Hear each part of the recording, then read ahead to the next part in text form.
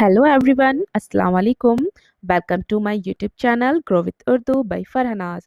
आज की इस वीडियो में हम करने वाले हैं यूपी बोर्ड क्लास 10 के उर्दू के सबसे महत्वपूर्ण एमसीक्यूज जो आपके बोर्ड एग्ज़ाम 2026 के लिए बहुत ही ज़रूरी हैं। अगर आप उर्दू में अच्छे नंबर लाना चाहते हैं तो इस वीडियो को पूरा देखिए, कॉपी और पेन लेकर बैठिएगा और जब हर सवाल का जवाब खुद सोच कर दीजिएगा। तो चलिए शुरू करते हैं। पहला सवाल, मुंशी जी और ठाकुर साहब ने एक बार सावन में कहाँ जा करने का इरादा किया था। तो वो क्या हो जाएगा आंसर इसका? वाराणसी, हरिद्वार, अयोध्या या कश्मीर। आंसर हो जाएगा इसका आपका अयोध्या। ठीक है। नेक्स्ट क्वेश्चन है आपका, इनमें ठाकुर इति बैल सिंह की जबान से निकलने वाला मुकालमा है। ठीक है, तो इसका आंसर हो जाएगा आपका, क्या हमने किराया नहीं दिया है। ठीक है। नेक्स्ट क्वेश्चन देखते हैं, पंडित जी अपनी मुअल्लमी और तकदीर को क्यों कोसते थे, है ना। जो पंडित जी थे वो अपने मौलवी को और अपनी तकदीर को क्यों कोसते थे, तो इसका आंसर हमें बताना है। तो इसका आंसर क्या होगा, आइए देखते हैं। आंसर है इसका, क्योंकि इस पैसे से उन्हें कुल 15 रुपए माहवार मिलते थे, जो खर्च चलाने के लिए काफ़ी नहीं थे। ठीक है, कि उनको जो तनख्वाह मिलती थी वो इतनी नहीं थी कि उनसे उनके जो ज़रूरी खर्चात हैं वो पूरे हो सकें। तो इसलिए वो क्या करते थे, वो अपनी मौलमी यानी अपने पढ़ाने को और अपनी तकदीर दोनों से क्या थे, नाखुश थे। ठीक है, चलिए अगला सवाल देखते हैं हम। पंडित जी घर पहुंचे तो उनके मिजाज में क्या तकबीर हो गया था, मतलब उन्हें क्या हुआ था जब वो घर पहुंचे तो इसका जवाब हो जाएगा, उन्होंने फिर किसी दूसरे जगह में जाने की कोशिश नहीं की। ठीक है। नेक्स्ट क्वेश्चन है, कृष्णचंद कब और कहाँ पैदा हुए। इसको तो आप वीआईपी में लगा लीजिए, इस तरह के क्वेश्चन आपके बोर्ड एग्जाम में जरूर आते हैं। ठीक है, कि कृष्णचंद कब और कहाँ पैदा हुए। माफ कीजिएगा, इसकी ना आप कृष्णचंद्र की आप सवाने हयात भी अच्छे से तैयार कर लीजिएगा। ये मेरी बात आप नोट कर लीजिएगा। ठीक है, आपको इससे बाहर एग्जाम में कुछ नहीं मिलेगा। ठीक है, कृष्णचंद की सवाने हयात, ठीक है लिख लीजिएगा, सवाने हयात इनकी, और इनकी पैदाइश और इनकी वफात बहुत अच्छे से आप याद कर लीजिएगा कि कब हुई थी और कहाँ हुई थी। ठीक है, तो इनकी जो यहाँ इस क्वेश्चन में पूछा गया है, कृष्णचंद कब और कहाँ पैदा हुए, तो ये 23 नवंबर 1914 को वजीराबाद जिला गजरौला वाला पंजाब में पैदा हुए थे। ठीक है, अगला क्वेश्चन है, 1934 में कृष्णचंद्र ने कहाँ से कौन सी डिग्री हासिल की थी। ठीक है, तो ये आपके दो तरह से क्वेश्चन बन जाएगा, एक तो ये कि इन्होंने कौन सी डिग्री हासिल की थी और एक ये कब की थी और कहाँ से की थी। ठीक है, इसमें आपके 3 क्वेश्चन हो गए। तो पंजाब यूनिवर्सिटी से अंग्रेजी में एमए किया था। ठीक है, अब ये आपका जो है निसाब में भी है, बहुत इंपॉर्टेंट है। यहाँ इसका जो है ना आप इक्तेबास भी अच्छे से तैयार करना। ठीक है, पूरे चांद की रात कैसी कहानी है, बहुत ही अच्छी कहानी है, ये आपने पढ़ी होगी। और एक तरह से इंसान गलत फहमी के चलते हुए अपनी ज़िंदगी किस तरह से बर्बाद करता है, इसमें ये बताया गया है। मेरी तो फेवरेट कहानी रही है ये, मैंने जब भी बच्चों को पढ़ाया है मुझे बहुत अच्छी लगी है ये, है ना। तो इसमें यही कहा गया है कि जब तक किसी बात की तह में ना पहुंच जाओ कोई भी फैसला ना लीजिएगा। खैर, हम सवाल की तरफ चलते हैं। पूरे चांद की रात कैसी कहानी है, ये एक मासूम दिलों की कहानी है जिसमें कश्मीर का हुस्न है। ठीक है, दो कपल होते हैं, उनकी मोहब्बत की कहानी है ये, और ये कश्मीर की कहानी है। ठीक है, अगला सवाल है हमारा, जुमला मुकम्मल कीजिए, मतलब आपको जो ये जुमला है इसको पूरा करना है। वो पूरे चांद की रात मुझे अब तक नहीं भूलती है। ठीक है, क्या हो जाएगा, वो पूरे चांद की रात मुझे अब तक नहीं भूलती। अगला सवाल है आपका, वेरी इंपॉर्टेंट है ये, स्वालिहा आबिद हुसैन से है ये। स्वालिहा आबिद हुसैन कब और कहाँ पैदा हुई, ये भी आपका वीआईपी प्रश्न है, वेरी इंपॉर्टेंट में इसको कीजिएगा और इसको बहुत अच्छे से याद कर लीजिएगा। ठीक है, कब पैदा हुई थी ये, तो 18 अगस्त 1913 को। ठीक है, ख्वाजा अल्ताफ हुसैन हाली के ख़ानदान में पानीपत में। ठीक है, बहुत इंपॉर्टेंट है ये। ख्वाजा अल्ताफ हुसैन हाली भी कहाँ पैदा हुए हैं, पानीपत में हुए हैं। और सालेहा आबिद हुसैन भी कहाँ पैदा हुई हैं? पानीपत में हुई हैं। ठीक है, ये भी बहुत इंपॉर्टेंट क्वेश्चन है, इसको अच्छे से कर लीजिएगा। अच्छा हाँ, मैं आपको एक बात और याद दिला देती हूँ।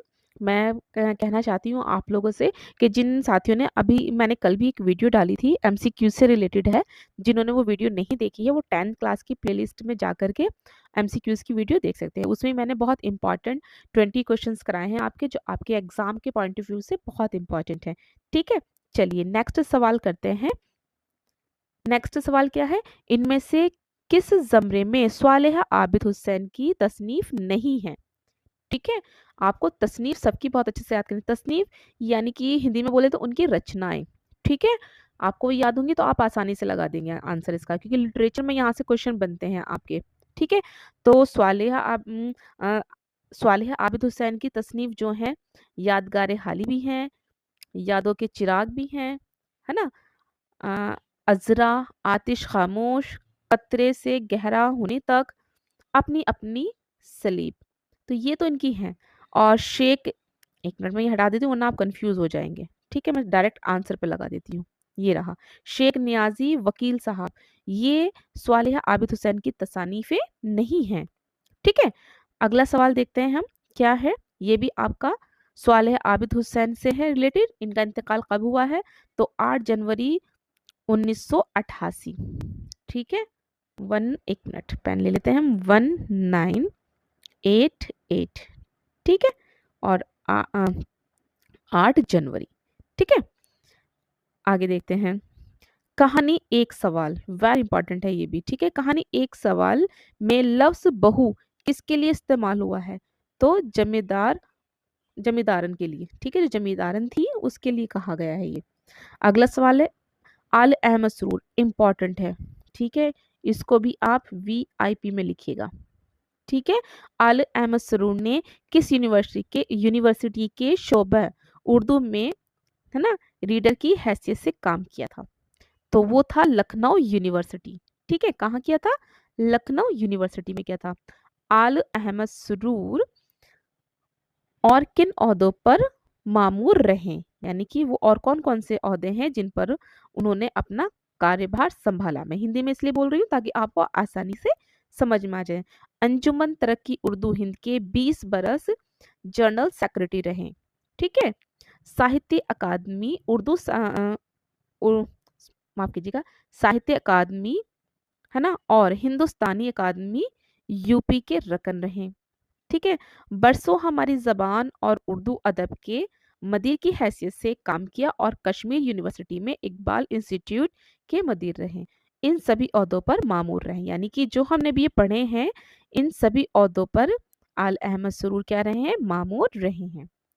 अगला सवाल है, सरूर साहब की तसनीफ है, उनकी तसनीफ कौन सी है? तनकीदी इशारे, नए और पुराने चिराग, तकदीर क्या है, मुसर्रत से बसरत तक, अदब और नजरिया।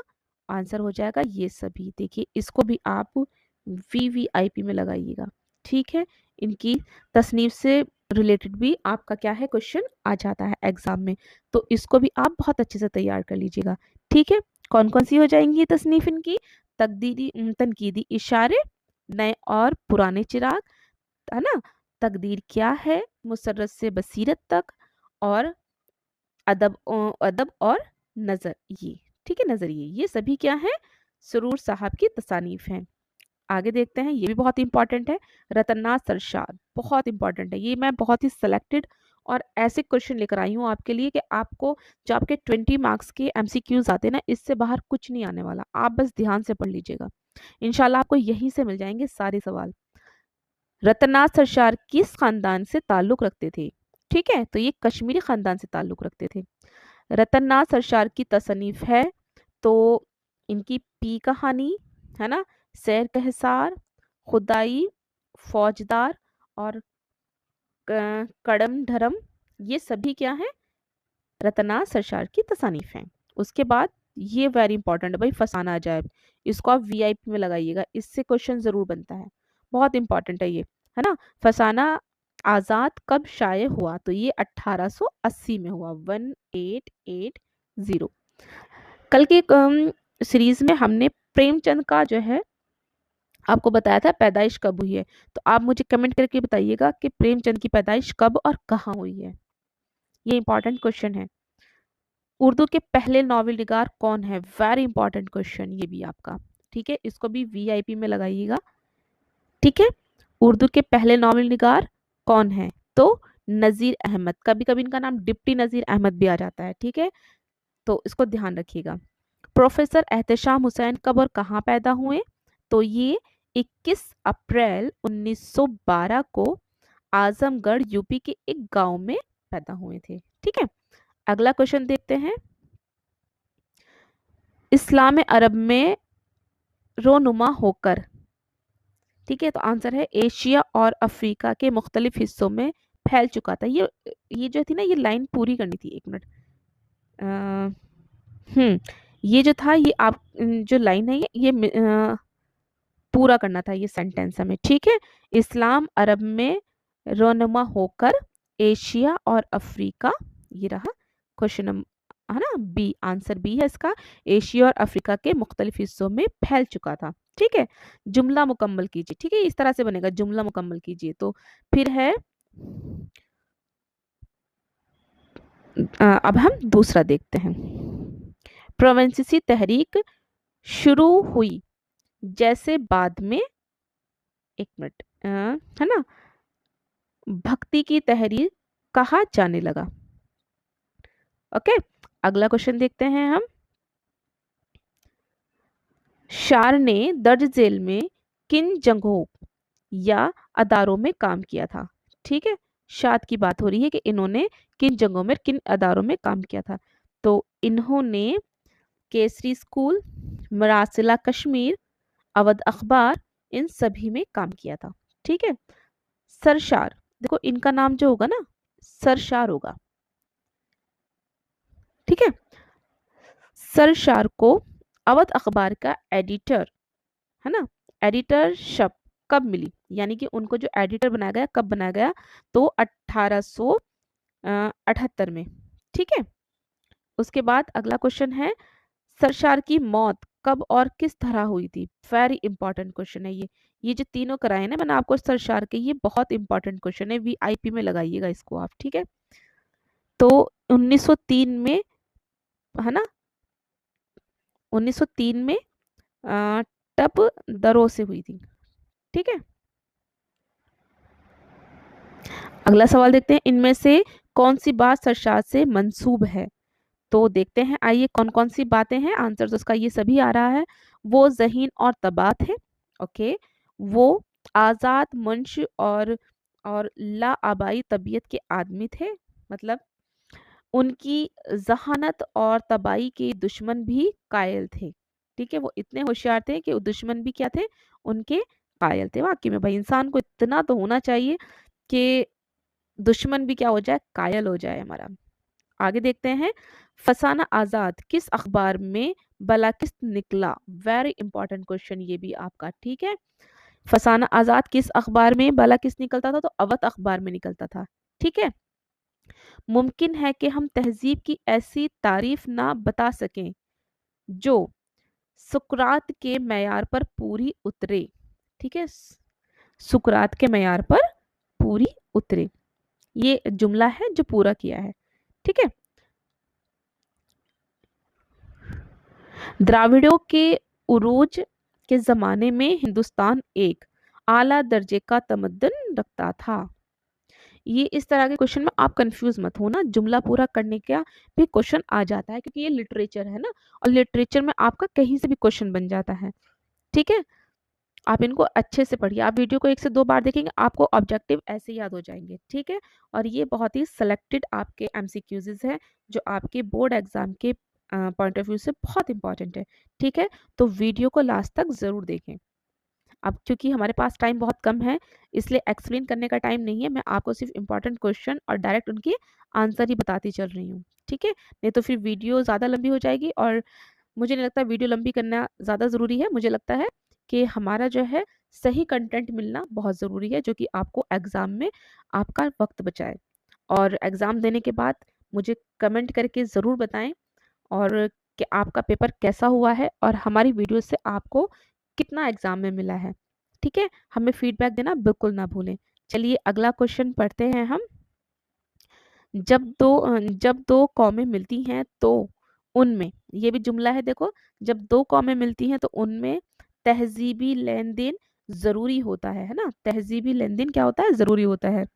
मुसलमान आर्यों की तरह यहाँ आकर आबाद हो गए और उनकी जिंदगी के मुख्तलिफ पहलुओं में हिंदुस्तानियत नुमाया हो गई। ठीक है, जो मुसलमान आए और जब यहाँ के रहने लगे तो उनमें क्या तब्दीली आई कि उनमें क्या हो गया, हिंदुस्तानियत उनके अंदर नुमाया हो गई है। तो प्यारे साथियों, ये थे हमारे वेरी इंपॉर्टेंट एमसीक्यूज जो आपके एग्जाम के पॉइंट ऑफ व्यू से बहुत ही इंपॉर्टेंट हैं। तो आपको अगर ये वीडियो पसंद आई है तो प्लीज़ वीडियो को लाइक कीजिए और अपने जो आपके बाकी फ्रेंड्स हैं उनके साथ शेयर करना बिल्कुल ना भूलिएगा। ठीक है, ताकि ज़्यादा से ज़्यादा बच्चे इस वीडियो से फ़ायदा उठा सकें। और जल्दी मिलते हैं इम्पॉर्टेंट सवाने हयात और एमसीक्यूज़ के साथ। तब तक अपना ख्याल रखिएगा, अच्छे से पढ़ाई कीजिएगा। टेक केयर, अल्लाह हाफिज़।